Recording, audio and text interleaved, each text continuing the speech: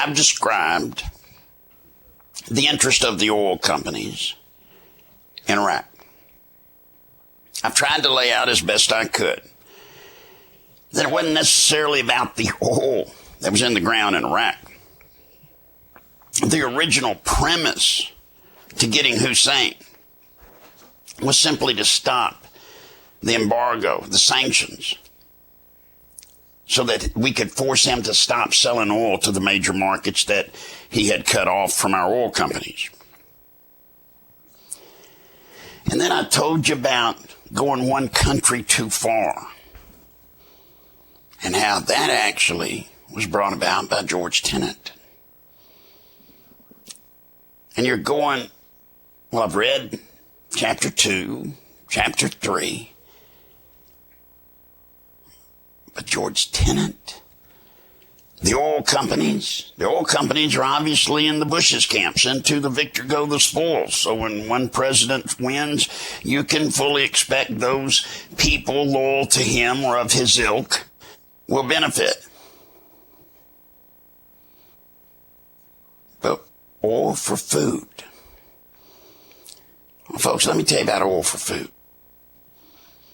You see, the Clintons had an issue. Bill Clinton was fixing to leave office. They needed to protect their legacy, certainly long enough for Hillary to move in. And they needed to find another job for Bill that he felt would be challenging. And with his propensity, I will use that word, to like black women, it ought to be a job where he could get black women anytime he wanted them. And folks, that leads to the UN.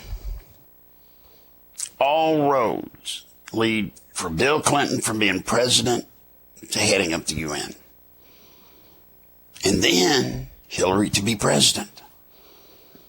And they had to have a vehicle to accomplish that. Now, I know there's an investigation going on. I know there's a prosecutor out of Chicago trying to hook up Scooter Libby, Dick Cheney, anybody else in this administration that they can, to the war in Iraq. Of course, they couldn't prove that, so they used it for outing Valerie Plame as a CIA agent, using her husband to go and check out Niger. So it's very confusing. I mean, you look up and you throw all this stuff up in the air and it makes no sense whatever. Unless you understand oil for food. Why was there an oil for food? Where did it come from? And how does it benefit anybody other than the people getting the vouchers? Well, it starts in 1996. 96. That's when the Clintons knew they would have an end to their reign. And they had to have some facility to keep them in power, make them be big, in time for Hillary to come back, and for Bill to go to the UN. Well, folks, in modern politics today, to achieve that kind of robust agenda, takes money, takes power. And the Clintons knew about something going on over in Iraq. Now remember, Bill Clinton had a real cozy relationship with the communist Chinese. So is it any wonder that Bill would not have known that the Chinese were getting oil from Hussein at half price? And oil companies never really stroked Bill like the communists did, like the mob did. So here was a situation. Bill wanted to be the head of the UN. Hillary wanted to be president. And both would take power, and power means money, and they had to find a way to do it. And so I say to you here today, read my lips, look at my eyes. Oil for food didn't start It wasn't drawn up by some low-level person over to the UN like they're trying to make you believe. It wasn't some president or UN ambassador from some country that don't have over a dozen people, can't speak English, and you ain't never even heard of them.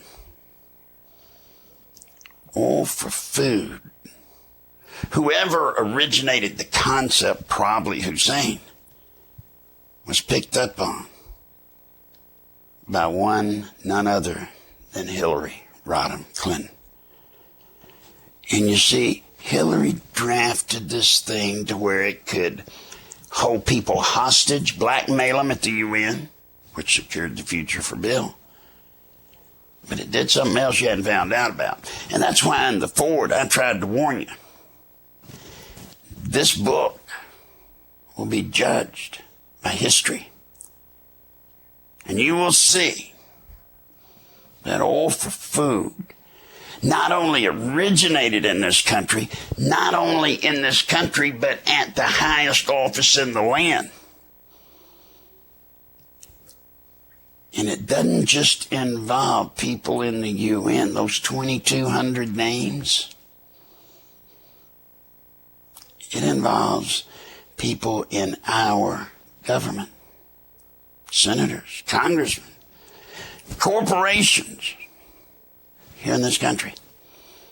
Why do you think that the investigation into oil for food is so sketchy? Why do you think our Congress don't just jump in there and say, hey, we're going to get to the bottom of this. We're spending so much money with the UN, we owe it to the American people to get to the bottom of this. Why, when they have a committee meeting and they bring somebody in that they're trying to set up as a sacrificial lamb, don't the whole committee show up? Just two.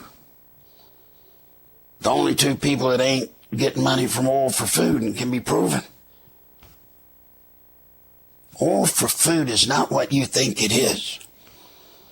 I don't even know if you know what you think it is. But oil for food not only benefited Saddam Hussein, but it benefited the Clintons.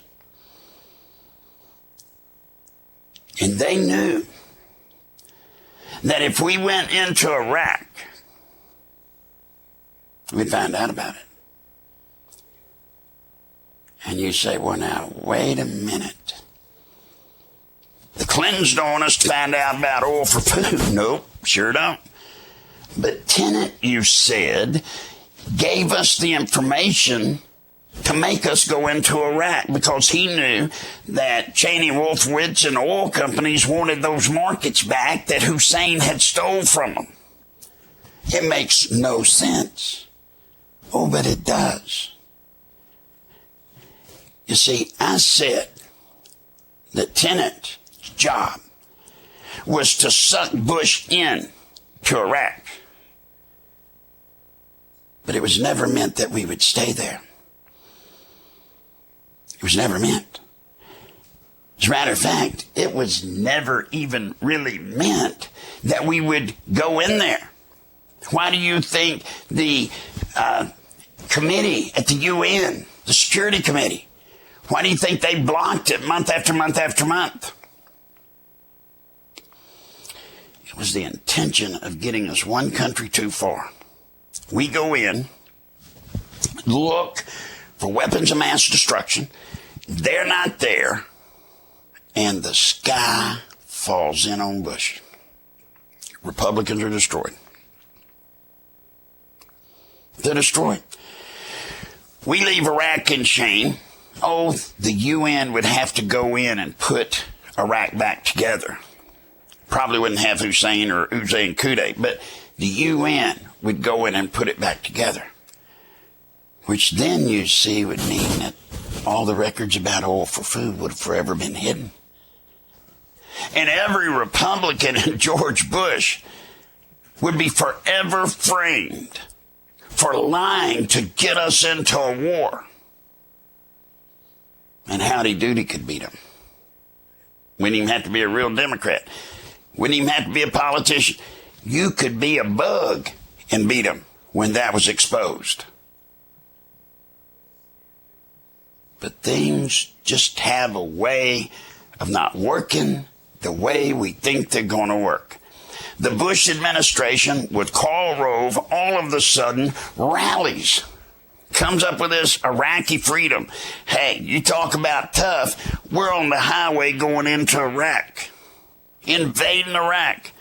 Somebody already figured out that we we're going to find any of that stuff. So in the midst of the war, in the midst of driving into downtown Baghdad, they changed the name of the war to Iraqi freedom. And you know what happened because of 9/11, which the Clintons never understand, because the Clintons don't feel anything.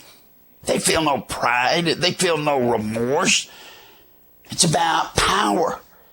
They didn't understand the heartfelt American concern about 9/11 and about waging a war against terrorism. So consequently, they didn't understand, why aren't people firing Bush? Why aren't there impeachment hearings on George Bush? Why all of a sudden is there all this rally of support? And you see, folks, that's what I mean. Sometimes no matter how more smart you are, no matter the best laid plans of mice and men, sometimes things just happen. And Bush lived through it. Consequently, Hillary couldn't be sure she could win if she ran against Bush in this last election. She wasn't sure. She had no choice.